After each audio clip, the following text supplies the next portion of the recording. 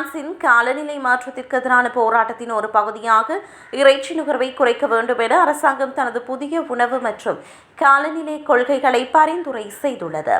சுற்றுச்சூழல் பாதுகாப்பிற்காக இறைச்சி உண்ணும் அளவை குறைக்க அரசு அழைப்பு விடுத்துள்ளது.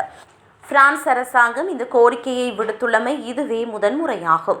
சுற்றுச்சூழல் மற்றும் விவசாய அமைச்சகங்கள் இணைந்து வெளியிட்டுள்ள இந்த அறிக்கையில் இறைச்சி உற்பத்தியானது அதிகப்படியான பசுமையில்ல வாயுக்களை வெளியேற்றுவதாகவும் இது புவி வெப்பமடைதலுக்கு முக்கிய காரணமாக இருப்பதாக சுட்டிக்காட்டப்பட்டுள்ளது.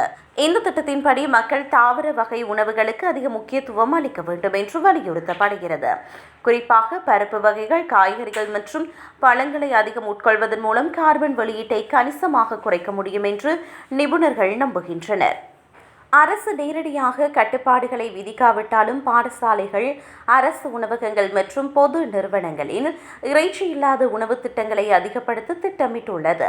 இதன் மூலம் மக்களிடையே விழிப்புணர்வை ஏற்படுத்த முயற்சி மேற்கொள்ளப்படுகிறது. எனினும் இந்த அறிவிப்புக்கு பிரான்சில் உள்ள கால்நடை வளர்ப்போர் மற்றும் விவசாயிகளிடையே கடும் எதிர்ப்பு ஏற்பட்டுள்ளது. இறைச்சி நுகர்வை குறைப்பது நாட்டின் பாரம்பரிய விவசாய பொருளாதாரத்தை பாதிக்கும் என்றும் தரமான உள்ளூர் இறைச்சிகளை ஊக்குவிப்பதே சிறந்தது எனவும் அவர்கள் வாதிடுகின்றனர்.